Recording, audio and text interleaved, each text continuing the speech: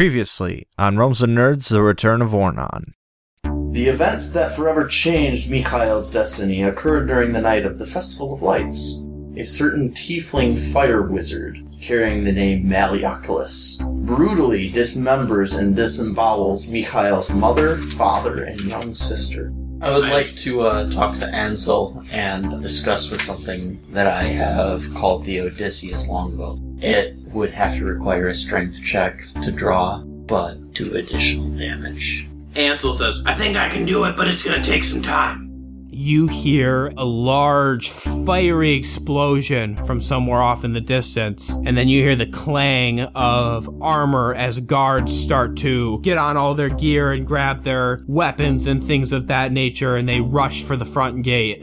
A force of, you can't quite tell what it is, they look like maybe goblins or something like that, are coming. However, the biggest and most eye-drawing feature of this group is Malleoculus, and he is seated atop a dragon.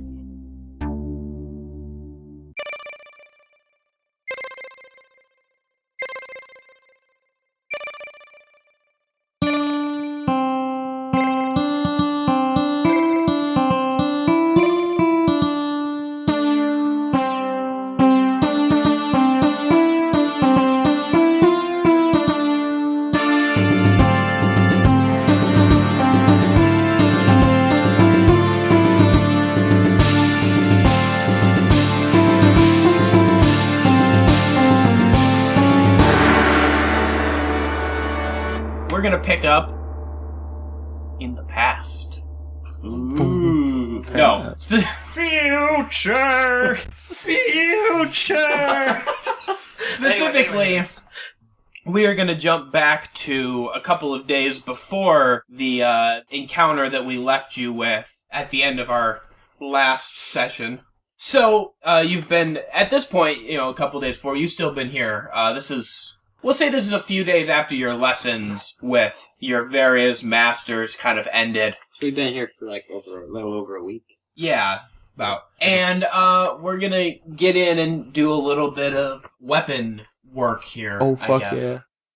We're gonna start with Bronson's special order bow. So, I don't know if you had anything in mind, but if you didn't have a name in mind, I was thinking we could call this the strong bow. I was trying to think of the one that, I know this might sound narcissistic, but I think it kind of fits with it. The bow that Odysseus has to string. Oh, hell yeah. He returns from his journey. Does that one have a name? I don't remember. It didn't have a name. It was just a fucking bow. It was just Odysseus. Why not just call it the I mean, Odysseus? you could call it the Odysseus bow if you want to. Or just, I would love to. like just Okay. the Odysseus. Yeah, I think the Odysseus is more... Or just Odysseus if you want to go with the convention No, you have to of have actually the. naming. Gotta have The Odysseus. Not really. It has some je ne sais quoi to it. Yeah, man, it has some of that je ne sais quoi. Excalibur, Oathkeeper, Heart-Eater, Heart-Eater, Widow's Well, Needle. Sting. Yeah. The Orc all great swords have names. Oh, see, there's a the. But it's not a sword. Here's what I was thinking. So you have 2 attack rolls, correct? Because you have multi-attack, right? Yeah, if I have two weapons. Right, yeah, so that's what I was... Because it's not like you... Because you can attack with 2 separate weapons, correct? I was just making sure that I wasn't Yeah. misconstruing that. Okay, so here's what I've got for the idea for this bow. So, a normal longbow is a 1d8. So I'm thinking for when you're normally using this, we're going to have you do a strength check of 12 to use it. And we'll just do that before you even try to roll your attack. For damage, you'll do 1d8 plus you roll an additional 1d6.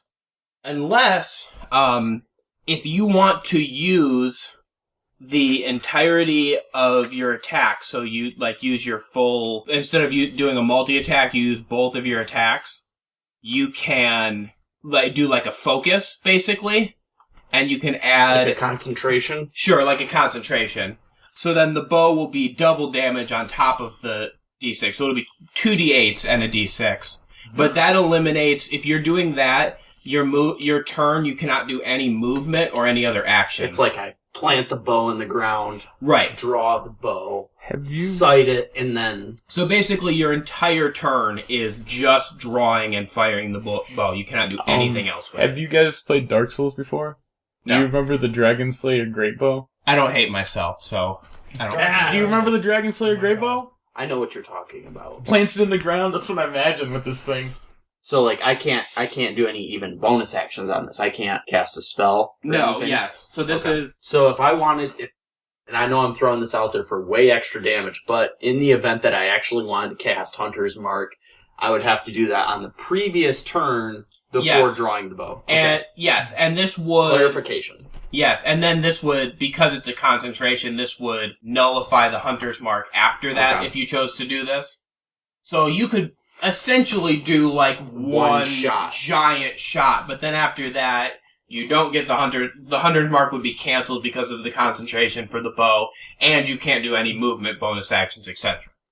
So do you have, I think that cover, you have any other questions about that? Not really.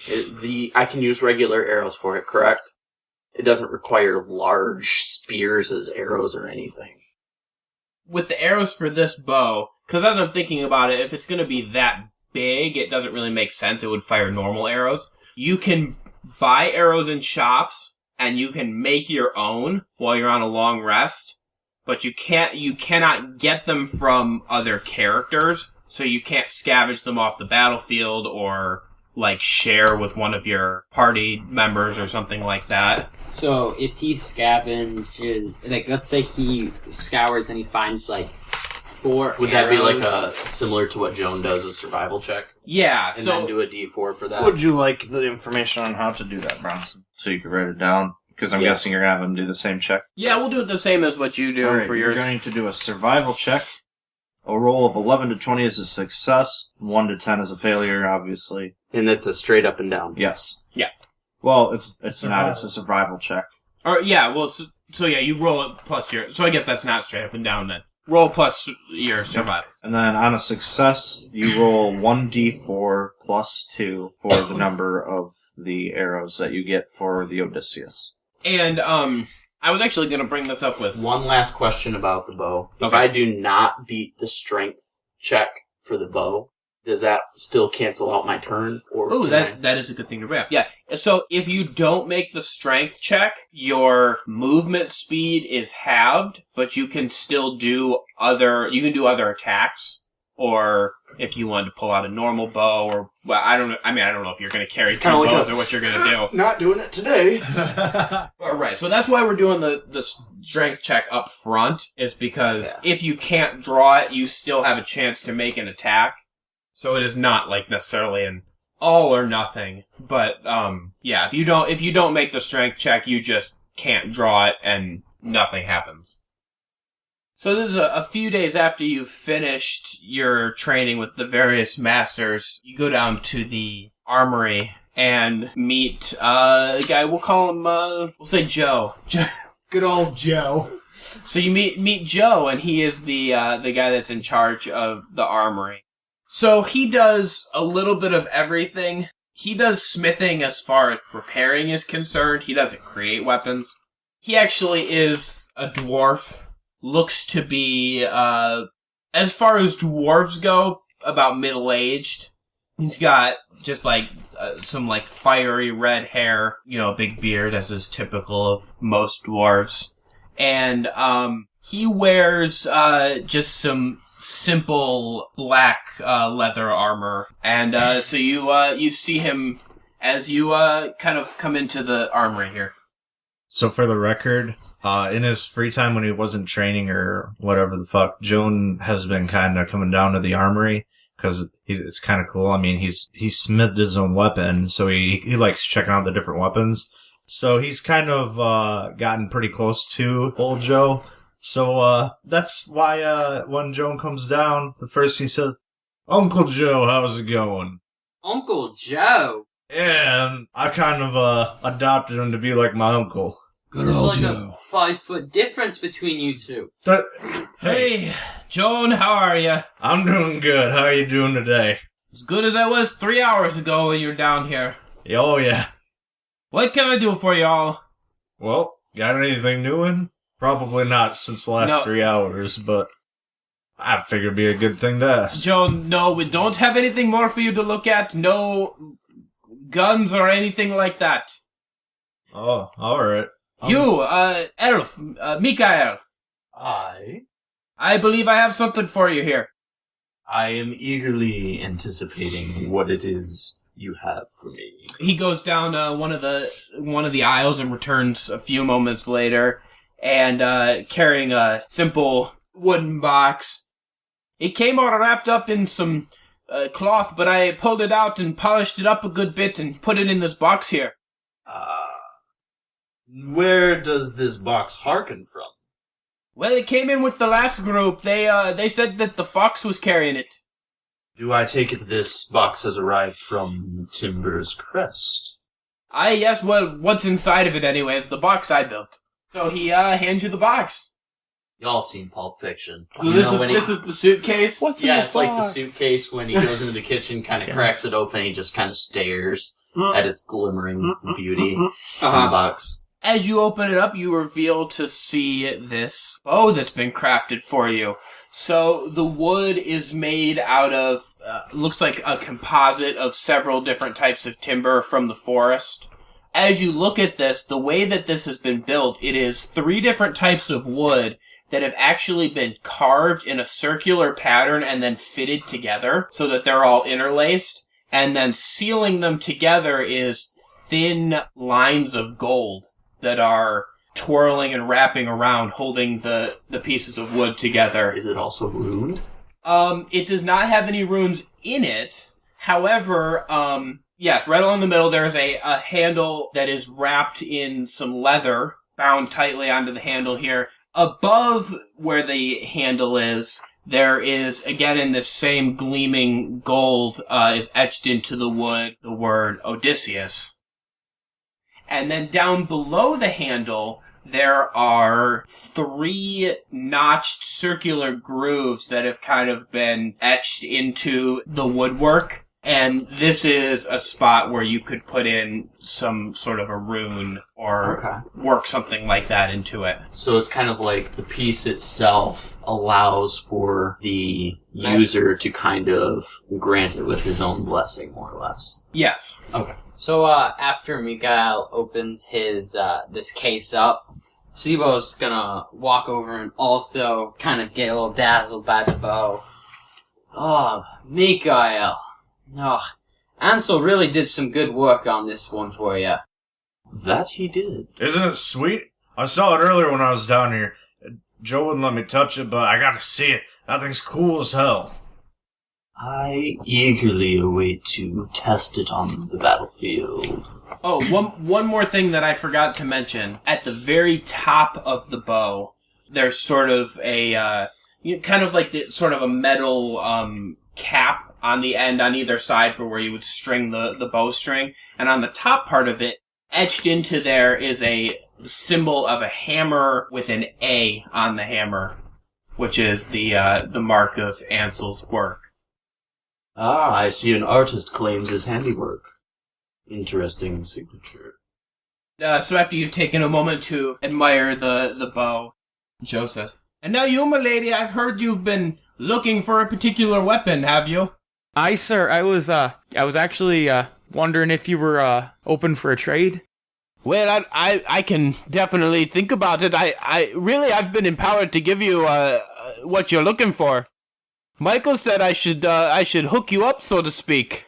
Yeah, but I want to make sure that your armory's still taken care of, and I'm not going to be able to carry around 2 heavy weapons. I don't want to. Well, at least. Well, by all means, I'm happy to add it to the inventory. Or you're welcome to keep it in your locker here if you want to just save it for next time.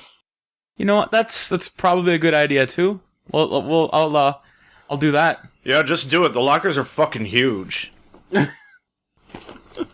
So she walks over and stores it in the locker that Michael showed her earlier. Bigger than my first apartment. When Joan was down here earlier, he definitely went around and labeled all the lockers. They're all like the same size. But, like, he just wanted to give everybody, like, nice little labels. So, Okay. you've got, Joan and Rhomash and Brunhilde. Whatever, And Sheldon. Dumb Little Dude and Dumb Big Dude. Why would he label his own locker dumb big dude? Oh, he didn't. He labeled his Joan. But on his, he wrote Joan, and he drew a cute little picture of a tape measure that goes up to like 30 feet, because, he wants to leave himself some room just in case. And a little cowboy on there with 2 guns going pew pew. He's But only it's got like one gun, though. Back mountain cowboy. It's not a regular cowboy. Underneath, there's anyway- another label in quotations, the law. Yep. So anyway, But hold on a moment, I think I've got just the thing for you. I bet you he's getting you a dagger. So he, again, goes back down into his stacks, and he's gone a little bit while longer, and you hear some rummaging, and from off in the distance, you hear... Shit! And then, Uncle Joe, you alright over there? I'm fine, my boy, I'm fine. Alright, I'm worried about your well-being. Well, that's, very nice of you. He comes back carrying a large warhammer. Is it the thing you were looking for? By Moradin's beard. No, I think she wanted a dagger. So, this hammer has a long forged steel handle to it with a black grip on the end. And then the hammer itself is forged out of some sort of, like, kind of an alloy material or something. It's completely black, except for on either side of the, we'll call it the business ends of it, it's got these steel spikes that protrude out from either end. She grabs it from Joe and she examines the handiwork of it. She looks at it for flaws. She looks at the weapon like a blacksmith would look at a weapon. Just how beautiful it is, how functional it is, and she looks at him and she says, Are you sure you don't need anything from me? This is holy cow, this is an amazing piece of weaponry. No, Michael told me that you were going to be helping us out, and so he said that I should help you get outfitted with the best gear, so this is for you. She takes it, and she gives him a nod, and she backs up sheepishly and keeps looking at it. Because of the spikes on there, you get a +4 on the damage. Is that a stabbing damage, or is that That's It's still a Bludgeoning. still a bludgeoning. still bludgeoning? So yeah, so it's a heavy hitter. So what's Joan getting? Like chain-fed ammo? Damn. every time we talk about his revolver, I just Automatic. think of Dark Tower when he Not- rolls along his belt. Man, and not everybody gets new weapons No, that's every Jack. time. Not everybody Jones gets much new more like- weapons every time we do something. Gotta have a little bit of flexibility here. Yeah. However, it is funny Oh, that you God. brought up Joan, though, after presenting the hammer to Brunhilde. He says, actually, there is one thing I believe you could do me to repay the debt that you feel. of course. I've been needing a little bit of your expertise. Joan's been hounding me for days now, and I think I've got an idea to help him out a little bit, if you can lend me your skills as a smith. You know I'm a smith too, right, Joe? Oh, Come snap. on, Uncle Joe. I've been telling you that for the past 3 days. I understand, my boy, I understand, but there's something about dwarven work that just can't be matched by a human. I'm a half-elf. Even worse. Joan turns away and... Well then, Brunhilde, will you give me your aid? Of course, sir.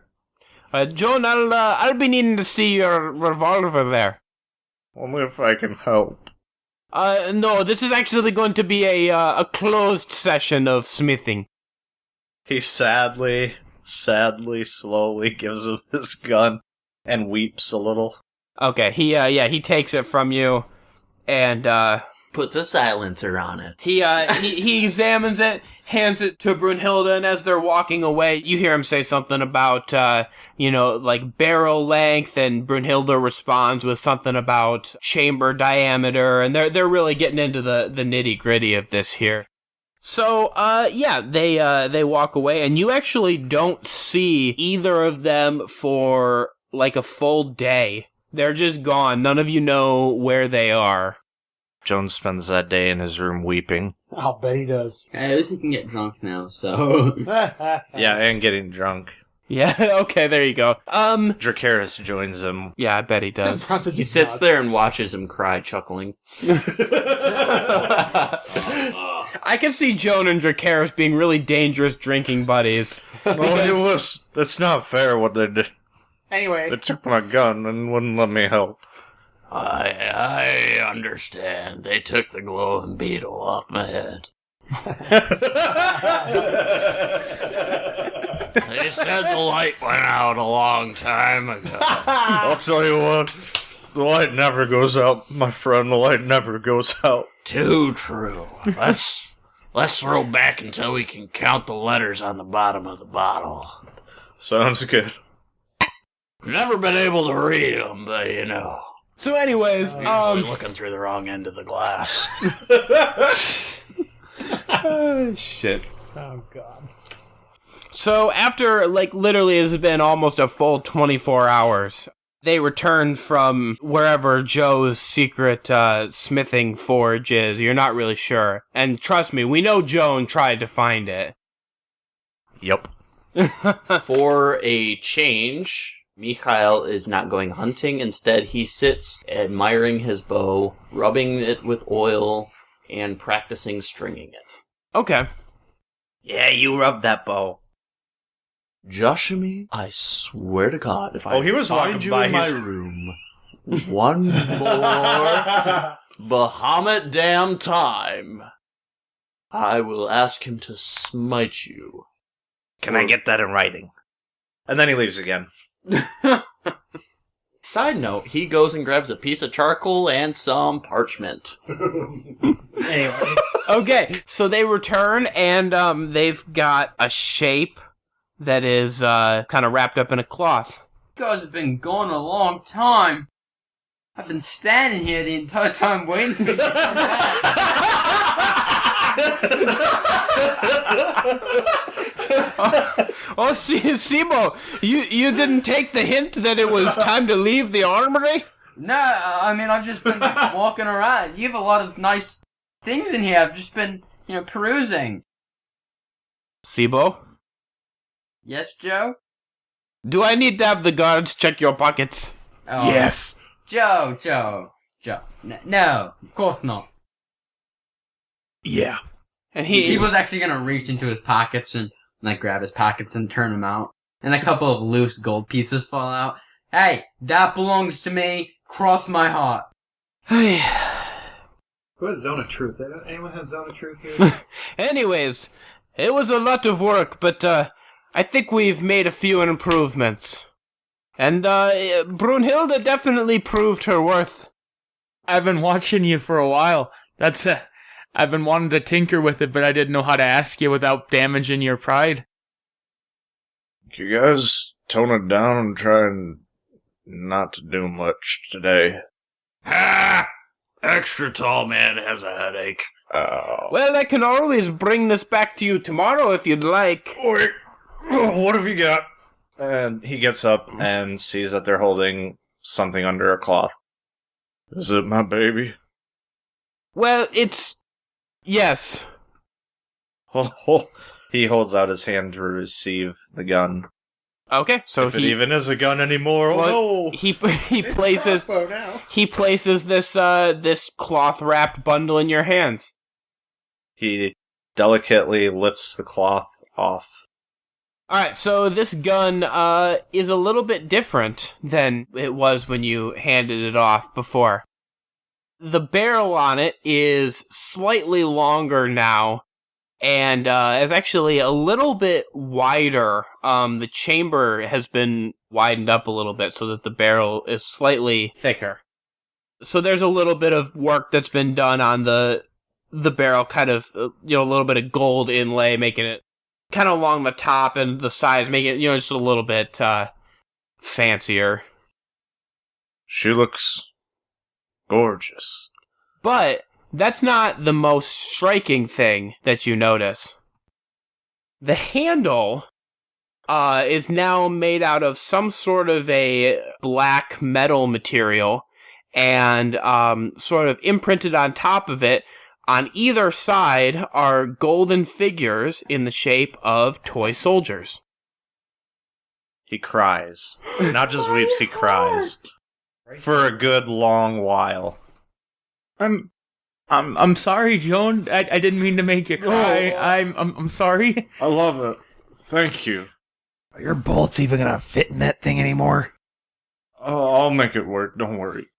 So the update to this one has been, when your rounds connect now, they do whatever magical damage you were going to do, as well as the physical damage as well. The bullet damage will not apply to area of effect spells.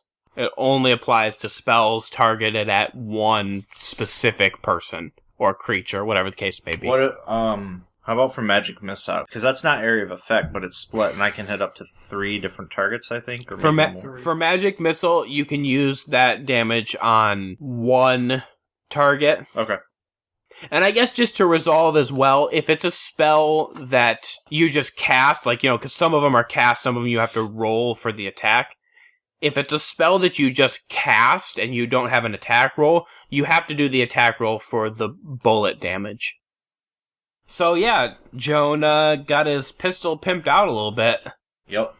And it looks sweet. Yep. We all just had a Legend of Zelda moment. Da da da da. No, we did not all. Yeah, not all. Well, not everybody. Much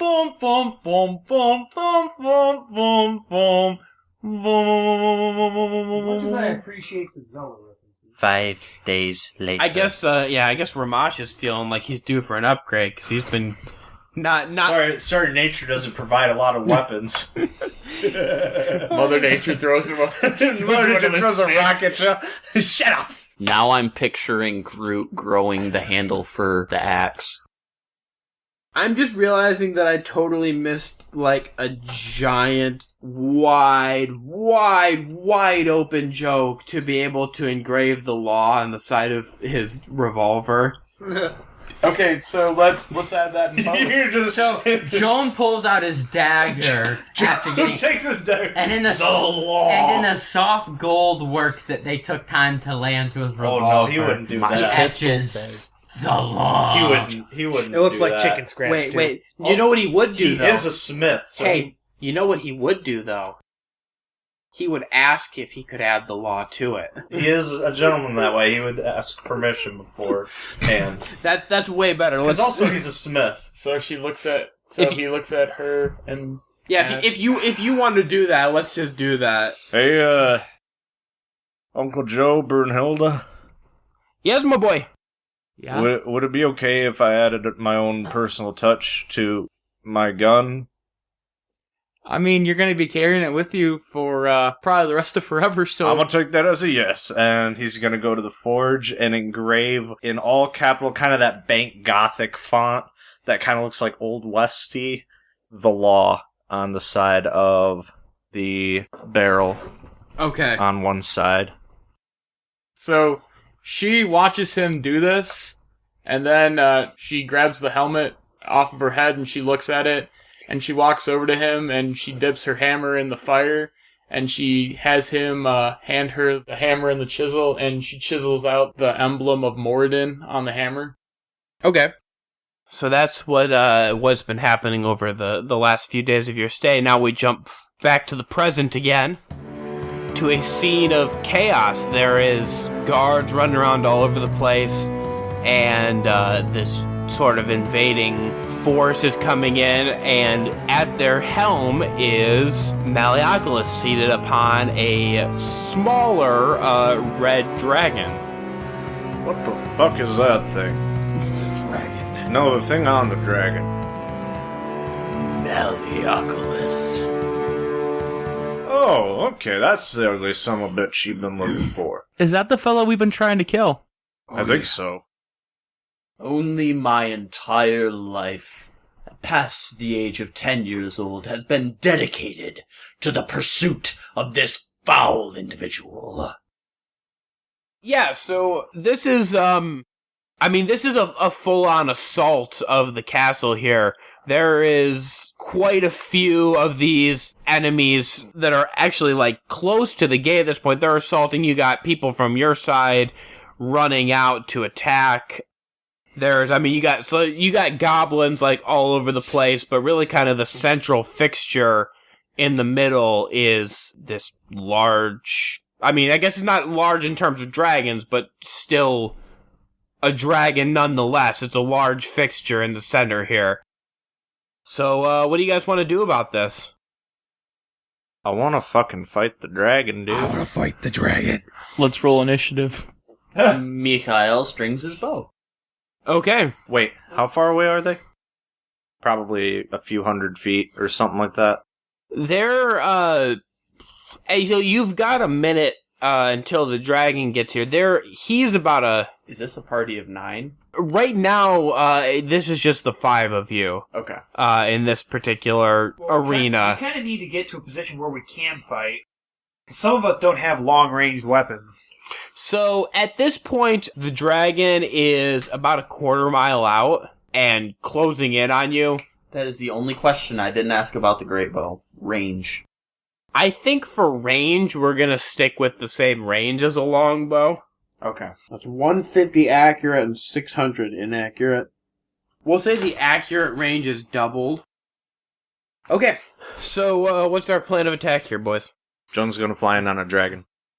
Yeah, right. Joan doesn't have a dragon. Rhomash is going to join Mikhail climbing up the ramparts to get a good visual on this dragon. Joan is also going to be up on, like, somewhere up high on the walls or whatever. Mikhail kind of, as he moves, it's fairly distinct that he is only focused on his target. Anyway, It's kind of like a pre-hunter's mark. So are you going on the ramparts with Rhomash then? Okay. Brunhilde rushes in.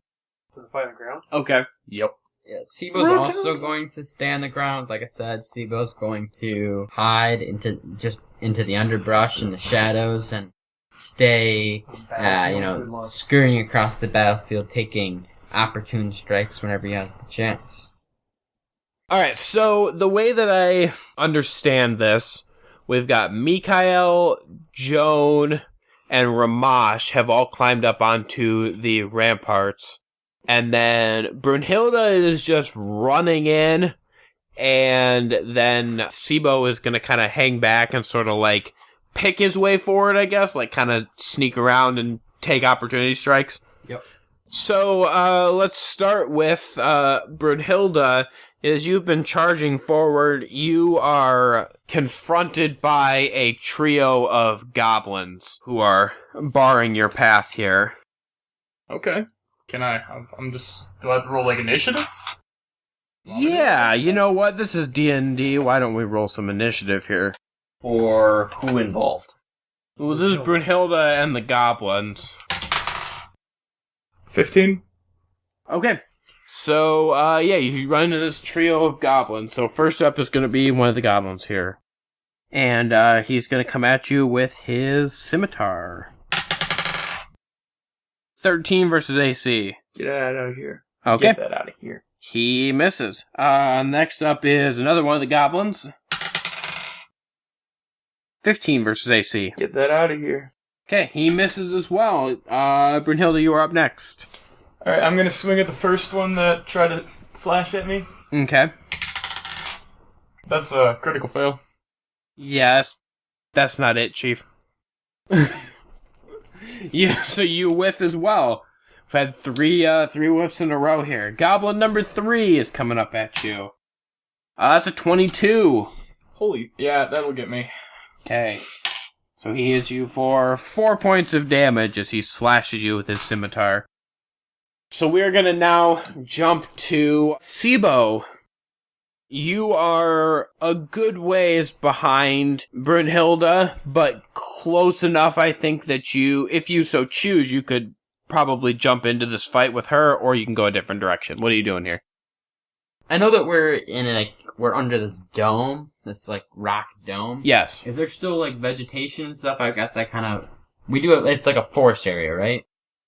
No. So all of the trees that are in here are like dead. Okay. There are these sort of like preserved trees standing, and I mean there's plenty of stumps of them as well. I mean you have to understand there's been like basically constant warfare in here for thousands of years, so like a lot of them have been knocked down, but there are still some standing. But there's definitely a lot of variety to the terrain. There's a lot of rocks, a lot of gullies. There's plenty of places for Seebo to hide and creep along. Especially because, and I didn't point this out before, which was my bad, but the last time it didn't really come up in combat because you weren't being stealthy per se. So because of the low lighting in here, because there's no natural sunlight, the perk that you get from your cloak in the darkness works all the time in here as far as stealth goes. I assume that even this dead tree is probably sturdy enough to support Seebo's weight, right? Yeah, it's kind of like preserved, sort of. Alright, well, Seebo's going to, seeing this fight off in the distance with Brunhilde, going to scurry up a tree real quick so he get a good vantage point, and he's going to pull out his short bow. Okay. And you were in, like, a stealth before you climbed up in the tree, right? Correct. Okay. Go ahead and do a stealth check for me, and we'll see how well you're able to hide yourself in the tree here. That's a nat 20, plus my bonus, plus my stealth modifier, so I don't even know what it is. Okay. We'll say you actually find a little hollow in the tree. 28. That you're, okay, 20, yeah. So we'll say what happens here is as you climb up, you get about 15 feet up in this tree, and you find like a hollow space that's actually facing towards Brunhilde that you can hide yourself in. So, you are actually, for as long as you don't leave this spot, you will stay hidden unless another enemy gets within, we'll say 30 feet of you, which at this point they're outside of that, so. Okay. And then Seebo's going to take a shot at the goblin that Brunhilde just swung at. Okay. And since it's a ranged attack and she's within close proximity to the enemy, I can add my d6 to my attack if it lands. Okay. 17. Yeah, that hits. 8. Oh, yeah, and then another d6. So that's going to be 13 damage. A bolt streaks through the air and embeds into this goblin's throat, seemingly out of nowhere, and he drops to the ground. Brunhilde, you're actually a little bit surprised. You didn't know that this was coming either, and suddenly this guy that you just whiffed on that actually was about to take a big swing at you just dropped right at your feet. Yeah, she's just kind of speechless, like, holy fuck! Next, we're gonna jump to the men of the wall here. What are you guys doing? Are you readying yourself? Are you going after the goblins? What are you doing here? Is there anything within 120 feet or less of the wall? Yeah, there's a lot of goblins running around. Yeah, how tall is the wall? Solid. How tall is the wall? Boy, we about to do some geometry, trigonometry here. Boys and girls. We'll say the wall's about 40 feet. We'll just run it more or less like normal since you're up in the air here. So I don't have to try and figure out the hypotenuse? No, we'll avoid that. Okay. How far away is the dragon? He's getting closer. He's definitely still out of the range of all of you. Fuck. Yeah, y'all are sad. I don't care. I'm gonna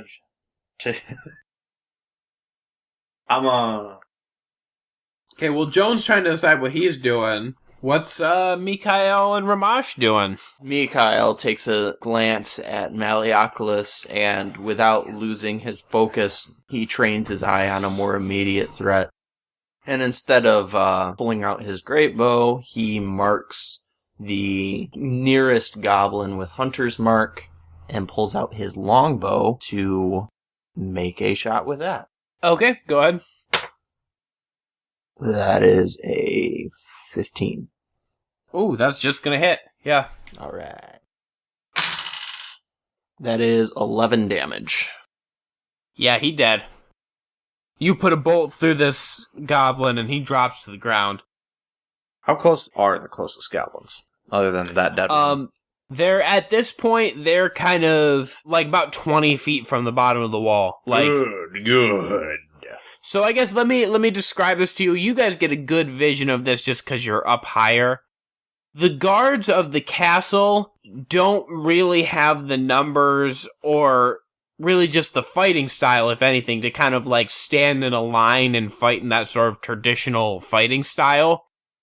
They're spread out. There are like pockets of fighting all over the place. So like definitely you've got the gate guards are staying there and guarding the gate, and you've got like different bands that are kind of going out into like different areas and fighting, but there's not like one cohesive line of defenders of the castle standing there doing battle. Is this more or less because of the terrain, as it were? Kind of like we're in kind of a hilly area. So other areas it's easier to attack, and other areas... Yes, yeah, for sure. A lot of it has to do with the terrain, which, again, just like the constant warfare has kind of put a lot of wear and tear on this terrain around the castle. Like I said, though, part of it also just has to do with training. I think at this point it's kind of not only the terrain, but also because of the terrain, they've adapted more to fight in units as opposed to one cohesive whole. It's not like a free-for-all. They definitely know what they're doing, but they are not all concentrated in one spot. They're all over the place. So Jonah's going to cast Firebolt at one of the goblins. Okay. That's a 10. Okay, yeah, that's not going to quite do it. Rhomash is going to ready himself behind the wall, but he does not have ranged attacks that can reach out far enough to hurt anyone without wasting higher level spell slots, so he's just going to sit put for now and wait for the dragon to get closer. Okay. Next is going to be, we're going to go back to the fight on the ground, so first up is going to be one of the goblins who's going to take another swing at Brunhilde here. 18? Nope. Wow, Brunhilde has a high AC. I'm gonna take another swing and hopefully hit. Maybe she's more used to her hammer now. An 18? Yup. Okie dokie. Oh, hell yeah, that's a 17. That's 17 damage. You hit this goblin so hard that you actually, like, cleave, like, basically you hit him kind of, like, right where the neck connects to the shoulder, but you're coming down, so you actually, like, separate his entire arm and part of his torso from the rest of his body, just from, like, the force of this hammer coming down. Oh, yeah. And, he is very dead. So there's another goblin that's up now. He's gonna try to swing at Brunhilde here. That's 23. Dude, what's this goblin on? Okay. Yeah, that hits too. That's 5 points of damage that you get hit for. Okay. And Seebo, you're gonna be up now. Alright, Seebo's gonna take a shot at this remaining goblin. Okay. Brunhilde's fighting. 24. That'll hit. What weapon? Bow. Wow. 15 damage? He gets obliterated by this Some shot good here. Shots with the bows. Okay, so now at this point, this dragon has been steadily bearing down on you. Brunhilde, you are several hundred feet away from the wall at this point, and the dragon is very close to you, and he's moving closer. What are you going to do here? I was thinking about casting Shield of Faith on myself. Okay. So, a shimmering field appears around me and gives me 2 more AC. 2 temporary AC. For how long? Concentration duration up to 10 minutes. Yeah. Okay. It's a wonderful spell. So you cast that. Are you I've moving used or it are on you... Joan before. I'm gonna back up towards the wall a little bit because I have a feeling that there's gonna be some fighting near the wall. Okay. And after Brunhilde backs up, how much distance is between her and Seebo now? She's actually standing almost underneath the tree that you're in right now. But you are also, I should add, still fully stealth, as long as you don't leap. Nobody knows you're there. Like, even Brunhilde, who was technically fighting with you, just saw the arrows kind of appear in her target. She doesn't know where they were coming from. Okay, so are you just staying there, or...? I think Seebo might, drop a twig or something and let Brunhilde know where he's at. Okay. Since that's not gonna hurt him and it's gonna benefit her. Brunhilde, do a perception check for me. 15. You see these twigs falling and you look up and you figure that somebody must be up there in the tree. But she doesn't see Seebo? No, she doesn't see you. So now, here it comes. The dragon, getting closer and closer to Brunhilde, has suddenly breached the magical bubble, I suppose, or the magic number. This dragon is now within 300 feet of the wall. Hell yeah.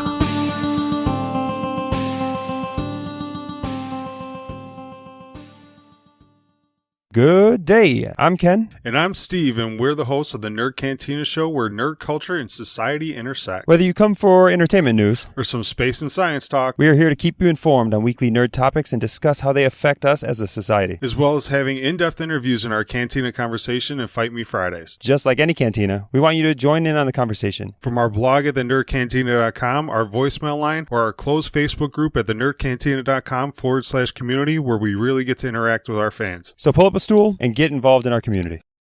Hello, all you lovely listeners. RJ here. Thanks so much for tuning in to episode 19 of Realms and Nerds, The Return of Ornon. A few things before we get into the second part of the episode. I'm just gonna start with the really bad news first to get that out of the way. So, due to all the stuff going on over at YouTube with the FTC and COPPA, we have voluntarily elected to delete all of our videos off of YouTube, at least until sometime next year, or maybe forever. It all depends on how that all shakes out. I'm not going to get into much detail here, because that'd take way too long. So instead, if you'd like to find out more about our reasonings for doing that, I'm going to write out an explanation and post it online, and I will put a link to that in the description for this episode. But anyways, enough about all the doom and gloom over on YouTube. Let's move on to talk about some more fun stuff. So, my buddy Sam, who I used to work with, and then his buddy Zach have started a podcast. It's called Side by Side. Where they talk about the stuff that has gone on the internet over the past week, such as like movies or TV, video games, pop culture in general, just, the weekly stuff on the internet. They put out their first episode, and you can find it, as far as I know, on Anchor and on Spotify. If you'd like to follow them on Twitter, they are at side_BYS_radio. Again, that's the Side by Side podcast, available on Anchor and on Spotify. There are some glitches in the first episode, but it sounds really nice in general, and I enjoyed listening to it, and I definitely recommend checking it out. Speaking of podcasts, Ray, who is Brunhilde on this podcast, and myself have another podcast that is, unlike this show, family-friendly, where we talk about the country music industry. We talk about the history, the artists, all that fun stuff. As of right now, we only have one episode out where we just kind of introduce ourselves, but you can find that wherever you can find this podcast.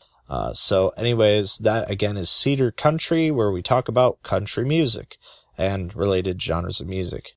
If you would like to follow us over on social media, whether it be on Twitter or Facebook or Instagram, you can find us at Realms Nerds, REALMSNERDS, no underscore, no hyphen. If you'd like to post about us on social media, it's hashtag Realms Nerds, same thing as our username, no underscore, no hyphen, no space. And speaking of talking about us on social media, it'd be really great if you could share the show, as it helps grow our listener base. And also, right now we are trying to get 3,000 all-time listens by the end of this year, kind of a goal that we set for ourselves, and we're actually really close. As of the time of me recording this, we are only about 200 listens away from reaching 3,000 total listens, and it's all thanks to you guys. So thank you all so much. If you want to share the show with a friend, let them know, like, hey, check out this D&D podcast. That would really help us. If you want to, I don't know, listen through the podcast yourself again, that also really help, I bet. But anyways, so thank you all so much for your listenership so far. We greatly appreciate it. And, you know, this week is Thanksgiving here in America. So it's a time to be thankful, and we're very thankful for all of you. And we are also thankful for our friend Kyle for composing the main theme for our podcast. Thank you so much, Kyle. It's a great theme. You're a great friend. And with that, it's time that we get back into the Return of Ornon, episode 19. What's up, nerds? This is Rich, the host of the Three Fat Nerds podcast. I would like to invite you to check out our podcast. We have 2 shows every week, and both of our shows are about everything that is pop culture and nerdom. That's right, we talk about movies, we talk about comics, we talk about video games, we talk about role-playing games, we talk about Dungeons & Dragons, and so much more. You can find us anywhere you get podcasts just by searching 3 Fat Nerds. Also, while you're at it, go ahead and like our page on Facebook, 3 Fat Nerds Podcast. Follow us on Twitter and Instagram at 3 Fat Nerds Pod. And of course, you can check out our website, 8122productions.com. Most importantly, I hope you enjoy the show. With that being said, there's only one thing left to say. That's later, nerds.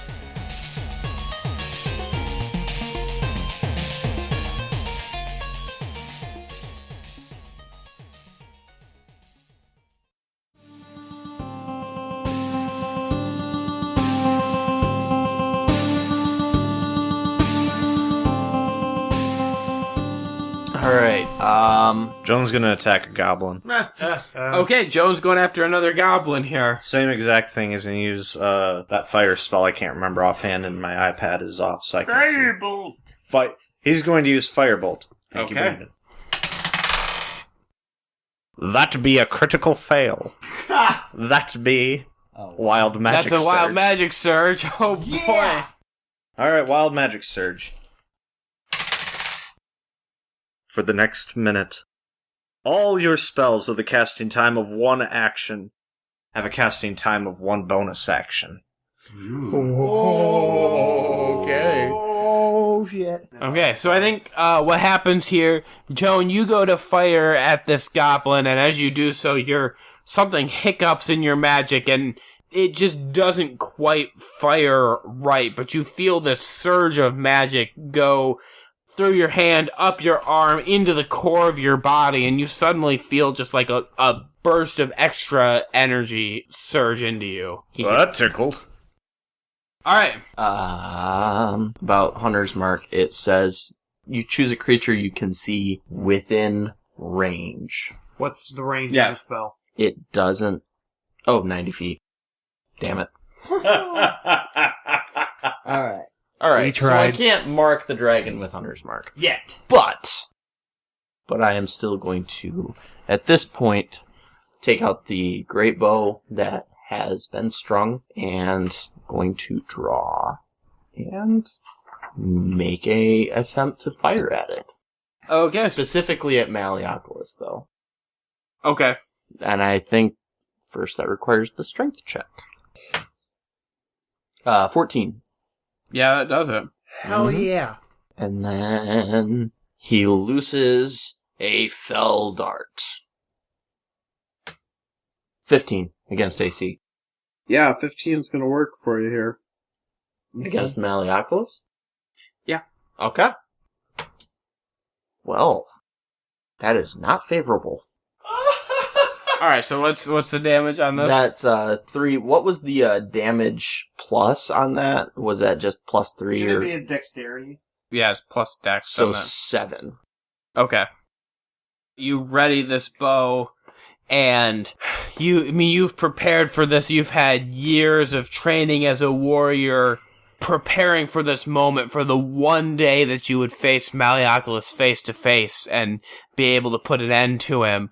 And You draw this bow, and it takes all of your strength, and you load back, you concentrate in, and get a perfect bead on your target, and just before you loose your arrow, for the briefest of moments, you just feel something that you've suppressed for a long time. You feel a slight twinge of emotion as you think about your parents in the sight of Malleopolis. And your arrow doesn't fly as true as you would have hoped. You still do some damage, but it goes just to the right of center and catches him in the shoulder. And it's such a heavy shot, it actually knocks him off of the dragon as he sort of tumbles down the back onto the ground. So Malleopolis stands up, looks down at this large bolt protruding from his shoulder, then looks up at the wall and fixes his gaze on you, and does the last thing that you would have expected. He smiles. Mikhail becomes uncomfortable and tastes bile in his mouth as memories flood back through him. He feels unstable but fixed at the same time. He has the single goal of eliminating this threat, almost in a fury. So as this exchange happens across the battlefield, Malleopolis reaches down and, grabbing this bolt, pulls it out of his shoulder and drops it to the ground, and then, raising a bloodied hand, waves at you, and then turns and starts to walk away. So he is out of range at this point. Yes. Coward! And you see him walk back into the distance towards whatever point the goblins seem to be coming from. He's walking back that way. And as he's getting a little bit farther, obviously you're watching him, he gets to the top of a ridge and turns again and stretches out his hand and then beckons you to follow him. And then again turns and walks over the ridge and you can't see him anymore. Let's go after him. Yeah, you're fucked.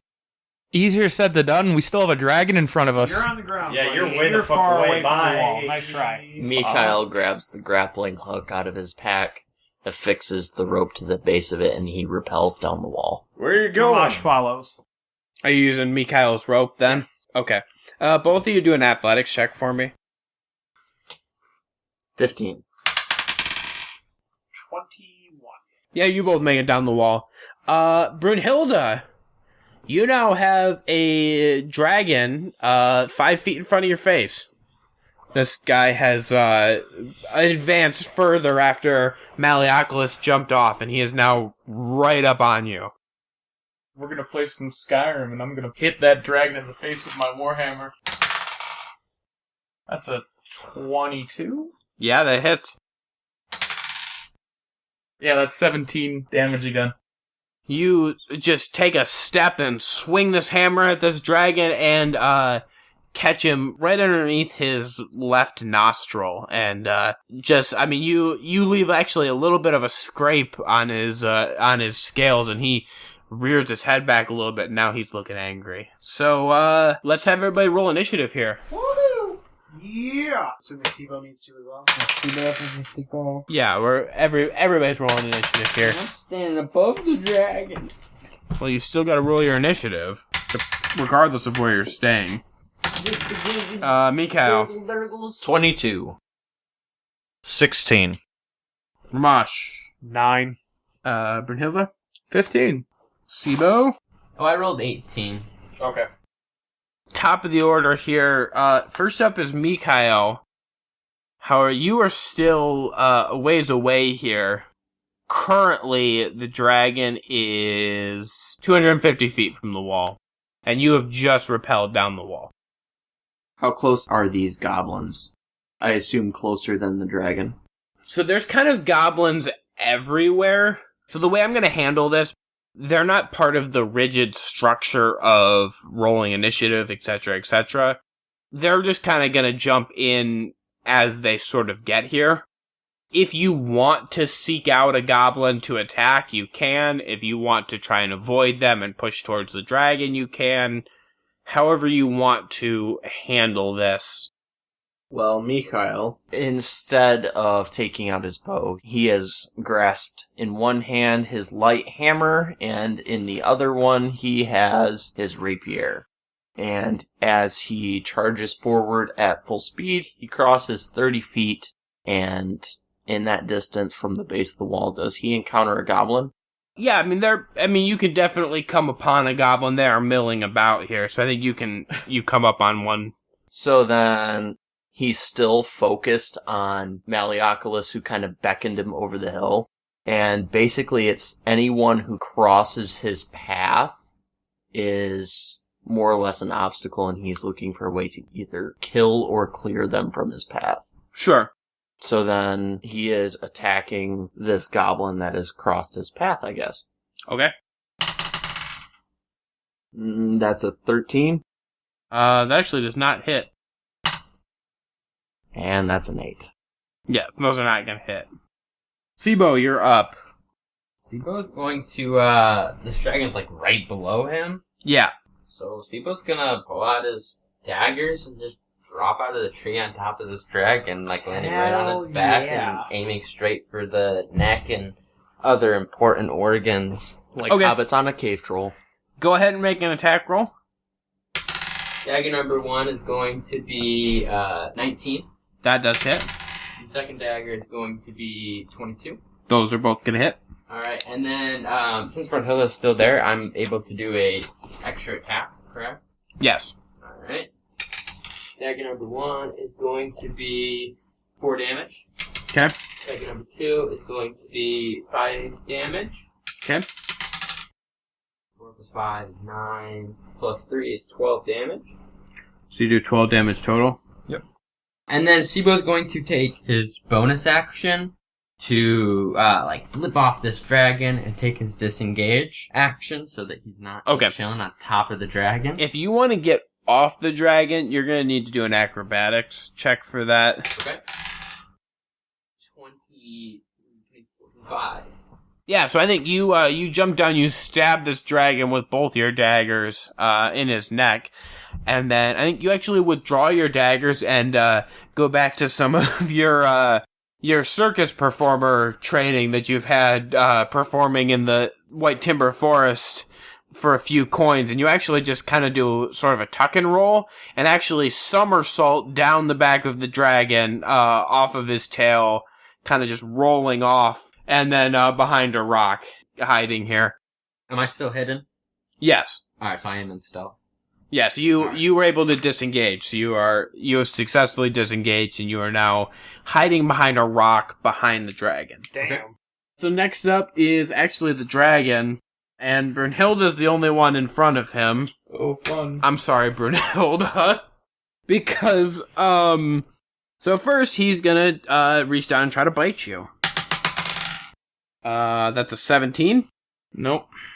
Okay, and then he's gonna swipe with one of his claws. Actually, before he does that, I would like to use Repose on him. When a creature misses you with a melee attack, expend a superiority dice, make a melee attack. Okay. So I'm gonna take a swing at him. That's a 9? Yeah, that's not gonna do it, Chief. Okay, well, I expend the superiority dice for nothing. Okay. Okay. We're good.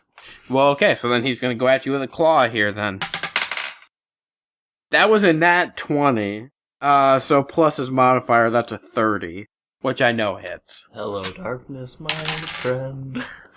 So, this claw, as you try to repose his bite, leaves your flank open. He swings his left claw forward and catches you in the side, digging his claws into, through your armor into your side, and you take 36 points of damage. You said 36 damage? Correct. So you're 14. Okay, and then after that, he has another, he's gonna swing with his other claw now. And that is a 16 against Nah, it's not gonna do it. I'm sorry, not HP, against AC. I'm gonna try to do another repose. Okay. That's an 18. Ooh, that is just gonna hit. Sweet. Alright, so that's gonna be an 18. Even though you are greatly hurt by this first swipe he takes at you, when his second attack misses, you are able to just kind of swing your hammer around and catch him right on the elbow of his front leg there and do some damage. Break one of the bones or something in there. Joan is up. So Joan is going to go down the rope and... yeah. Do it, Joan. That is a 7. Okay. Joan tries to go down the rope behind everybody else, and he makes it about halfway down and he falls. And good thing he's 7 feet tall. You're going to take 2 points of damage as you twist your ankle when you hit the ground here. Alright. How close are any goblins to him? Fairly close. Alright, he's going to take out his quarterstaff and take out a dagger. And then he's gonna attack some goblins. Okay, go for it. Well, goblin, I assume. Yes, because I can't yeah. Quarterstaff first. Okay. 22 versus AC. That's gonna do it. Alright, and then for the dagger, that is going to be a 20 versus AC. Yep. The quarterstaff does 8 damage, and the dagger does 3 more damage. Alright, so with the first hit with the quarterstaff, Joan causes some internal brain bleeding on this goblin, but just for good measure, he also gives him a good slit across the throat, just to finish him off. And this goblin is done. Brunhilde, you're up. I'm gonna take this opportunity to use Cure Wounds on myself. Okay, are you backing up, or are you... Because, I mean, this... Oh, yeah, dude, I'm backing up as far as I can go. So, okay, what's your movement speed? My movement speed is 25. Okay, so you're 25 feet away now. Yep, and I'm gonna cast Cure Wounds. Okay. I get 8 damage back. Okie dokie. Rhomash, you're up. Rhomash is going to transform into Diremosh, and he's going to run his full 50 feet of movement, making a beeline for the dragon. You were coming from the base of the wall, correct? Correct. Okay, so you're 200 feet away now. Yep. And he's going to ready the dodge action in case a goblin tries to take a whack at him. Okay. Mikhail, we're up to the top of the order again here. Yeah, Mikhail is going to continue charging forward. Is there another goblin crossing his path? He's not, focused on a goblin. He's just striking anything that's in his path. Yeah, I mean, I think since Mikhail's not making an effort to avoid goblins at this point, you would run into another one. So, following suit of the previous attack, he is attacking with both his rapier and light hammer. First attack is a 9. That's not gonna hit. Yeah, he's clearly not paying a whole lot of attention. And the next one is a 12. Also not gonna hit. Seebo is up. Seebo, again, coming from hiding, is going to try and come up behind the dragon and make an attack with his rapier. Right at the back of the dragon. Okay, just jumping up, trying to make a stab. I got you. Would that be 23? That'll hit. So, 7 damage. Okay. Go ahead and do an acrobatics check for me. That would be 18. And are you going to try and disengage after this again, or are you Correct. just stabbing? Take his bonus action to disengage. Okay, that's what I thought. As you run up and you stab this dragon in the back, he recoils in pain and whips his tail around, and you are just able to dive over the top of it and roll as you get out of the way here. Is Seebo able to successfully hide again? Yes. Okay, next up is the dragon. So he is actually going to jump off of the ground and take flight. And he's going to hop over Brunhilde, past her, towards the wall and towards the advancing enemies here. So he moves forward 80 feet in the air. So the dragon is now 170 feet from the wall. So Joan is up next. Joan's gonna move up closer to that fucker, because now he's gonna be within spellcasting range. Okay, go ahead. So here's the question. So it said that for the next minute, all spells with the casting time of one action have a casting time of a bonus action. Am I able to cast one as an action and then one as a bonus? You cannot cast 2 spells in the same turn. What the Fine. Well, you asked. Despite what Mr. Rules said, I'm actually gonna say yes. Yeah. I'm gonna say that this wild magic surge, because it's counting all of them as bonus actions. Mm-hmm. I'm gonna say that it allows you to cast specifically because you're channeling everything through your gun. Mm-hmm. You can cast a spell as an action and then a second one as a bonus action. So he's gonna lob 2 fucking chromatic orbs at this dude. Okay. So he's gonna cast one of them as a first level spell, one of them as a second level spell. Okay. They're both going to be cold damage. The first one is going to be 25 versus AC. That hits, yeah.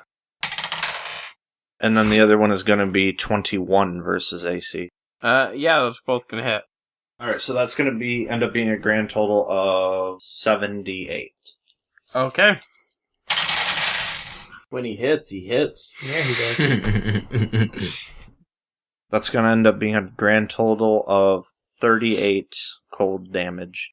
You hit this dragon with these 2 chromatic orbs, and it is rocked. And it stays in the air, but it, recoils back, flapping its wings at you, and roars a little bit of fire coming out of its mouth as it just recoils from this giant hit. Take that, you overgrown lizard. Brunhilde is up. I guess I'm just kind of standing there looking at the dragon because there's nothing I can freaking do. Yeah, Oh, wow, he's shiny. So you're just going to stand there then? Yep, I'm going to stand there and look pretty. Okay. Rhomash is up. Rhomash is going to move his 50 feet towards the dragon. He's actually going to transform back into Rhomash as a bonus action. Okay. And as an action, I'm going to cast Moonbeam. And I'm going to center it right on top of the dragon. Okay. So yeah, right now, because it's first entering this cylinder, and on the beginning of its turn, it takes 2d10 radiant damage after making a Constitution saving throw and failing, and half as much on a success. So roll a Constitution saving throw. Okay. That's 21. Yep, that'll do it. So he takes 2 damage. Okay. You fucking did something. Mikhail, you are up. Mikhail is going to continue charging forward. He notices the dragon at this point and has slightly altered his course, recognizing this as Malleopolis's more or less pet, and still continues charging forward. The dragon is how many feet again from the wall? He was 170 feet from the wall. So then there's 80 feet at the end of Mikhail crossing another 30 feet between him and this dragon. During that distance, does he encounter any other goblins? I assume the answer would be yes, considering they're basically milling about everywhere. Yeah, you run into another goblin here as Okay. you're running along. And again, he is not exactly engaged, but he is charging forward and anything that... It's a drive-by slashing. Yes. That's a 21. Yep. For 11 points of damage on the rapier. Okay. And the hammer is a 15. That also hits. For another 5 damage. Okay. So he, as he runs by, his rapier actually lops the head clean off, and he just uses the hammer as a baseball bat to launch it into the ether, so to speak. Is it kind of like a spinning motion as he does this? Yeah, he kind of just spins around, cuts the head off with one motion, and then just launches it with the hammer with the second hit, and just... Continues charging Just forward. continues running. Yeah. That'll do. Seebo, you're up. Now that this dragon has made a little bunny hop away, Seebo's going to use his short bow. Okay. Take a shot. And, is anyone close to him? No, not right now. Okay. 18 versus AC. Yeah, that's just gonna hit you. That's going to be for 8 damage. You launch an arrow and it catches this dragon kind of in the back because he's flying away from you, and he feels it a little bit, but just kind of shrugs it off and keeps going. So next up is the dragon. The dragon is gonna fly another 80 feet forward so that he's directly on top of Mikhail, and then he opens up his maw and unleashes a torrent of fire down on top of Mikhail. I need you to make a dexterity saving throw. It's a 17. Ooh, you are so lucky. Let me tell you what, you don't even know. Well, not lucky, but luckier than you were going to be. His hair's a bit singed. Okay, so you are going to take 27 points of fire damage as this hot, flaming breath just streams down on you. Clearly, Mikhail screams in pain as it feels like his armor is boiling his skin.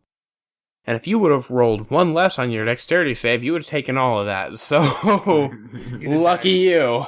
He would have been a crispy boy.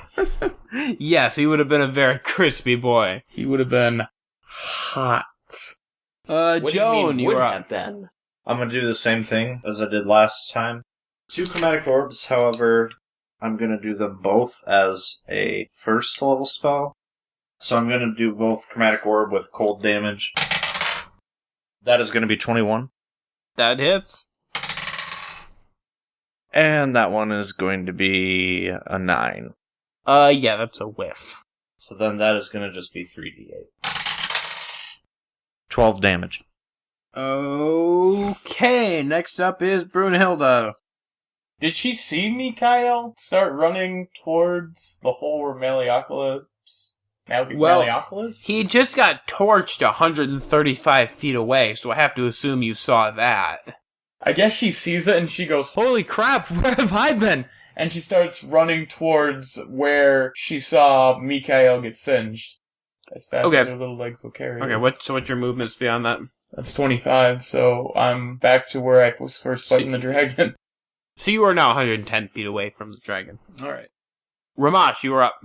I'm going to use my, unfortunately, my entire action to move my Moonbeam back in the direction of the dragon, but it can only move 60 feet, so it's 20 feet away from the dragon right now. Okay. And that's all she wrote. Quick addition. So when I did that dex save, did I kind of switch from my hammer to my shield? So we'll say that when you dove out of the way, you kind of reach back and grab your shield to, keep some of the flames away from you as you rolled out of the way. So, alright, so you've got this dragon. He's right above you right now. I am next up to attack? You are indeed. Okay. I am going to break my concentration and cast Thunderous Smite. And I am going to take a leap towards this dragon, caution to the wind, and make a stab. Okay. 17 versus AC. Yeah, that is not going to hit. So I think you actually jump into the air to try and attack this dragon as he's floating above you, and the tip of your sword just kind of scrapes along his scales, but you don't quite take him down here. There's sparks, but it's because of the contact between the blade and the scales, not because of the lightning hitting its mark. Yeah, and there's no real, emotional spark here either. It's just, the two of you are very different, come from different backgrounds, and it just doesn't match work. on Tinder. It just doesn't work for the two of you. I don't know how to say it. Seebo is up. Alright, well, Seebo's just gonna book it back towards the dragon, going full movement speed, and I guess that's gonna be his full move. Okay. The dragon's up next. So the dragon's actually going to advance towards the wall again. He's going to move up, and he's going to wait till he is right over the top of Joan, and then he is going to unleash his breath weapon again, his fire breath. Well, looks like Joan's going to see what it's like to be one of those trees he set on fire. Joan, how about a dex saving throw for me here, bud? That's 12. Well, bud, that's not great. So Joan takes 62 points of fire damage as this just torrent of flame engulfs him. Instead of a 0 for my HP, I'm just putting a skull. So Joan is crisped here, and he hits the ground. Joan, you were actually up next, so... That's a fail. Yeah, so even though you got just absolutely torched, you still get to roll a saving throw. Somehow he's alive. Yay, D&D rules, yeah. I'm sure there's some characters in Game of Thrones that wish that real life works like D&D rules. Good God. Okay, Brunhilde, you are up next. I'm gonna keep running towards the dragon, and seeing as I saw Joan get hit like a gosh darn freight train, I'm gonna try to get over there as fast as I can and stabilize him. Good luck. Okay. May the fourth. Yeah, and what's your movement speed? 25, so could I do a dash? And Actually, yeah, it doubles your movement speed. I forgot about that. I think you could probably dash here. Oh, if I could have dashed last turn, I saw Joan go. We're gonna see her legs going super fast. She's got that Mr. Krabs walk speed going on. You'll never catch me, Krabs. Especially when I shift into maximum overdrive. Dwarves are natural sprinters. Very dangerous at close short distances. Yeah. Okay, so I'm gonna sprint as fast as I can towards Joan and try to stabilize him, like I said. Okay, so you get that dash action and get the extra speed here. You all know that was strictly a John Rhys Davies line, right? That wasn't in the book. Yeah. Rhomash is up next. First, I'm going to use my action to move Moonbeam as close as I can, so I'll be 5 feet away from the dragon. Okay. And then I'm going to use my bonus action to cast Healing Word, which is up to 60 feet. I'm 55 feet away from Joan. And I'm going to obviously cast it on Joan. So you get 8 points of HP back. Oh! You're welcome. And I'm going to move my 30 feet towards it, puts me 25 feet away from it. Okay. Mikhail, you're up. Mikhail is gonna foot it in the direction that he saw Malleoculus cresting the cliff. Well, hill. Okay, so you're just booking it. Just going off into the distance towards where Malleoculus went. Okay. Yeah. Weird flex, but okay. Seebo, you're up next. So I think that Seebo's still running towards the dragon, and he now sees Mikhail running away from the dragon. So he's going to do a full dash, so he's moving 50 feet. Still doesn't think that puts me within range. 60 feet away. Right. But as he's running and sees Mikhail, he's going to yell out to him, "Mikhail, where are you going? You're going the wrong way!" Yeah, I don't notice him. Okay. Mikhail! Seebo, as your attention is diverted as you try to yell at Mikhail, a goblin comes out of one of the gullies next to you and actually is going to try to charge at you and make an attack as you're not paying attention here. That's a nat 20. Oh, yeah. And he's going to hit you for 7 points of damage as he catches you unaware and slashes across your back with his scimitar. Next up is the dragon, who's actually going to continue past where Joan was to the wall, and he's actually going to fly up. He's trying to get over the wall here. And just as he gets to about level with the wall, you realize that there is a figure standing on top of the wall. It is Dracarys. And he is holding 2 battle axes in his hands. And he roars directly into the face of this dragon. So what's Dracarys going to do here? Dracarys is going to attack with both of the battle axes.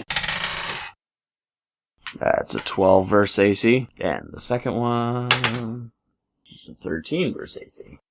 I'm actually going to give you advantage on the attack rolls because this was a surprise attack. I forgot to mention that when I started, but go ahead and roll again for those.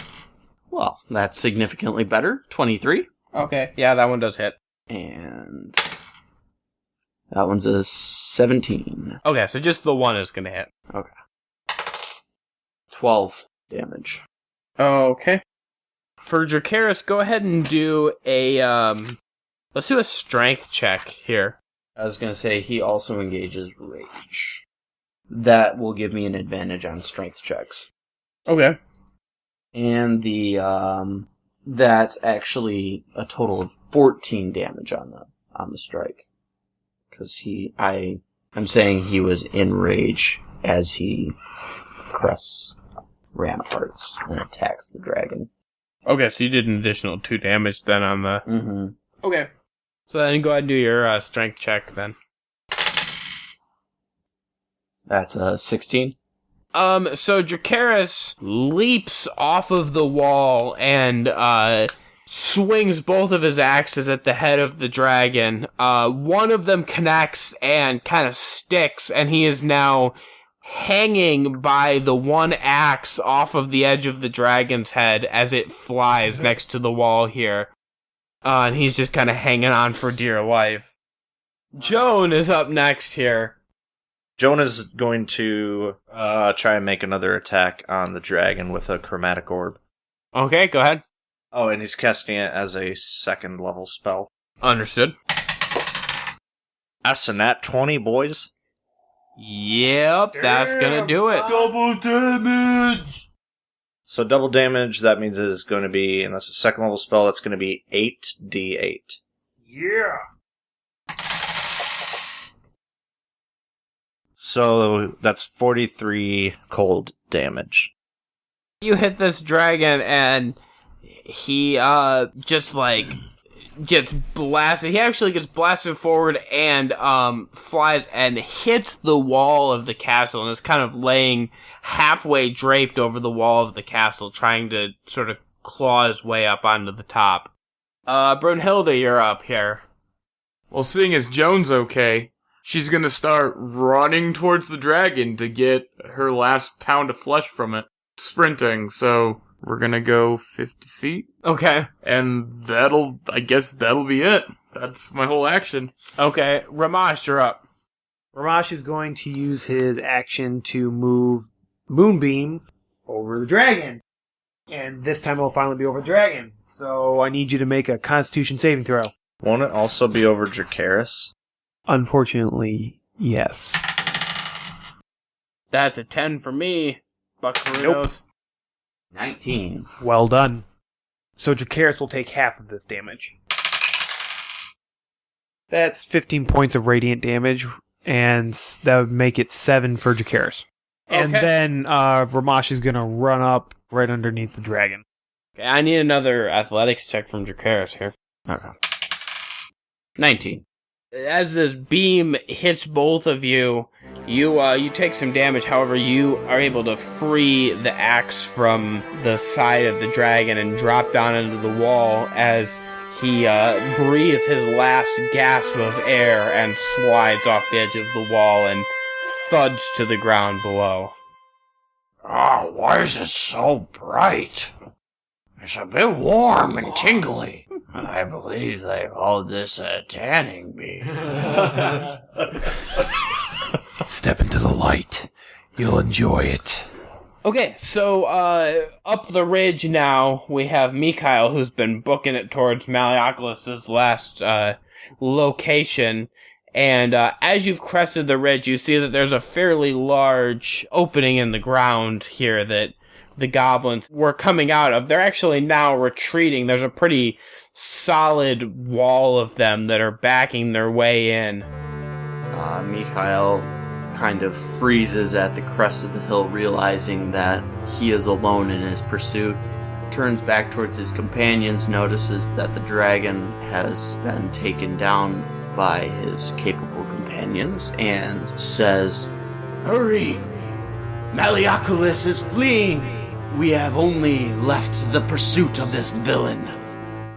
Did he say something? He looks like he's yelling something. I can't hear him. He's way too far away. Absolutely no clue. As Seebo's the closest to him? No, he's a ways away at this point. Okay. He looks pretty stressed out. So I'm more or less flailing my arms. Sure. However, the one who does hear you is Michael, who is jogging towards you in his full battle armor. Mikhail, where are you going? Malleoculus, the attacker, the assailant of the Temple of Bahamut. Listen, we need to regroup. He is getting away. He's already away. You can't just charge in there. We need to regroup. Kind of breaks through his concentration. It's almost like a veil has been lifted from his eyes, and he says, "Yes, is everyone alive?" It appears that everyone is all right. Vengeance will come. We need to fall back now. Yes, and gain strength for tomorrow. I do believe I am feeling a great deal tired. Michael kind of reaches out his hand and sort of places it on your shoulder, kind of giving you more of a physical intervention as he kind of spins you back towards the castle and gives you a little push that ways. Yeah, it's not resisted. He kind of just walks with it. Yeah, more so just kind of like just now that your energy is gone, he's kind of giving you this direction, like, get back to the castle here. More like the fire of his foe being present has kind of gone from him. He feels a weariness of lack of the adrenaline in the chase. Okay. Can Seebo kill this fucker that just hit him in the back? Oh yeah, there's a goblin still next to him. Yes, actually, we're just about to get to that. So, Seebo, as these goblins are retreating, this one that just hit you in the back has seen that his buddies are getting away and they're moving out from him, so it's just you and him left here on the battlefield. Attack roll, yeah. I mean, unless you want to try and make a new friend. Yeah, I mean, Seebo gets hit in the back, instantly grabs his 2 daggers and turns around and spins with both his daggers, going for the throat.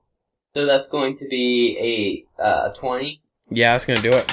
And a... Oh, wow, that's also a nat 20. So a 26. Yeah. Oh, that's not very good. He's a bit peeved at this goblin. Yeah, a little bit. So... 10 damage. So Seebo turns and comes at this goblin with just like a fury of daggers and just slicing and dicing back and forth, cuts this goblin to ribbons and just leaves him laying on the battlefield here. As you do so, off in the distance you see something that's burning and rapidly approaching you.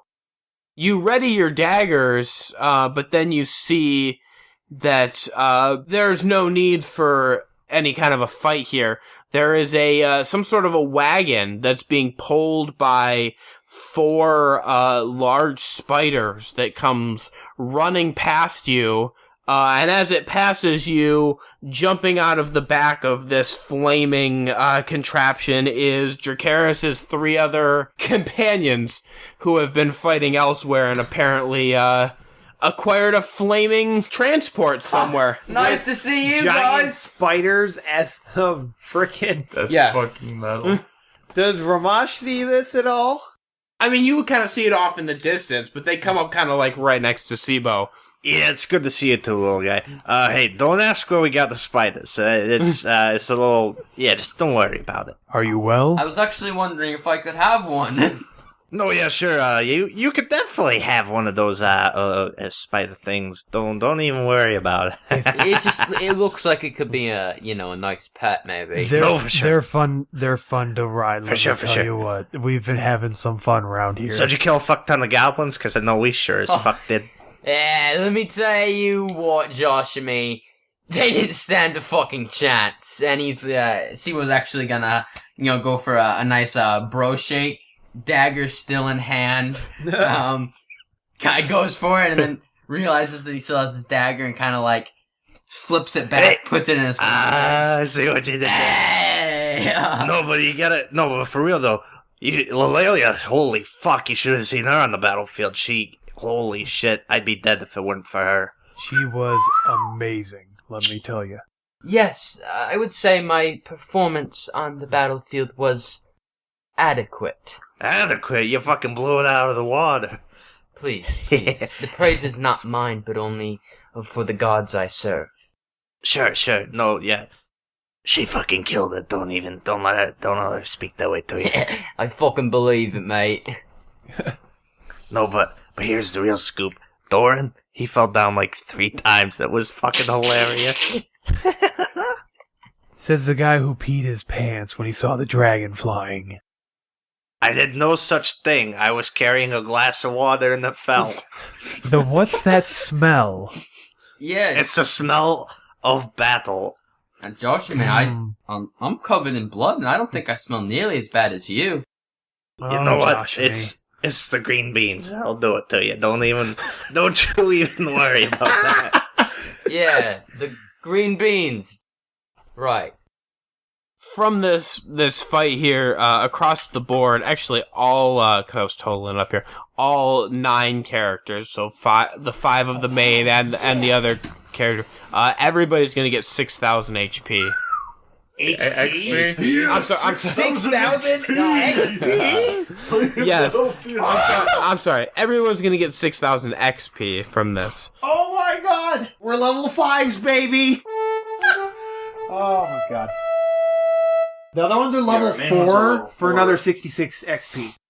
So you guys have all finished off this fight here.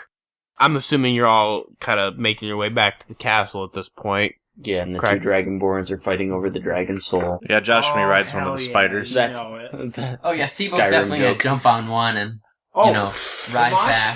Rhomash would actually like to... Oh, you go first, Ray. I'd like to start carving some scales off the dragon. Okay, I was going to do and maybe get some bone so I can maybe smith some stuff out of it. Mikhail is going for knuckles.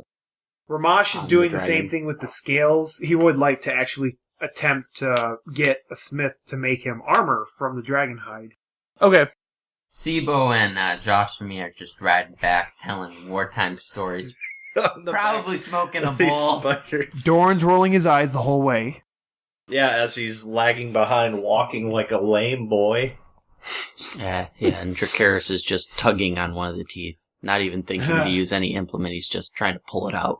Alright. So I guess that's where we'll leave it. We've got this whole horde of adventurers here all carving up a dragon for their own personal uses, and we'll see where this leaves us next time.